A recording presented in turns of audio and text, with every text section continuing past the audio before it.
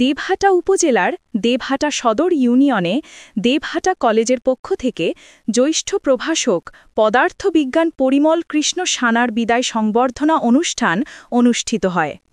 সাতক্ষীরা থেকে জি.এম. আব্বাস উদ্দিনের প্রতিবেদনে দেখুন বিস্তারিত। মঙ্গলবার দুপুর 12টায় কলেজ কক্ষে প্রভাষক ও ভারপ্রাপ্ত অধ্যক্ষ হাফিজুর রহমানের সভাপতিত্বে এবং প্রভাষক আলমগীর হোসেনের সঞ্চালনায় অনুষ্ঠানটি অনুষ্ঠিত হয়। অনুষ্ঠানে প্রধান অতিথি হিসেবে উপস্থিত ছিলেন মুক্তিযোদ্ধা মন্ত্রণালয়ের উপসচিব আলমগীর হোসেন। বিশেষ অতিথি ছিলেন সাতক্ষীরা জেলা বিএনপির সদস্য ও দেবহাটা কলেজের সভাপতি মইউদ্দিন সিদ্দিকী এবং নওপাড়া ইউনিয়ন বিএনপির নবনির্বাচিত সভাপতি রাজু আহমেদ।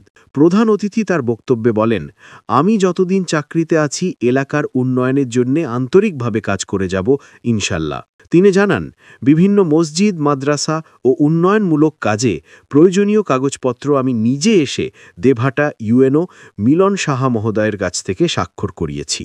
তিনি আবেগ ভরে আরও বলেন, আমার মা 2 মাস আগে মারা গেছেন, আমি তার কবর জিয়ারতের জন্য এসেছি। আমি চাই এলাকার প্রতিটি মানুষ সুখে থাকুক। অনুষ্ঠানে বিদায়ী প্রভাষক পরিমল কৃষ্ণ সানাকে ক্রেস্ট প্রদান করে সম্মানিত করা হয়।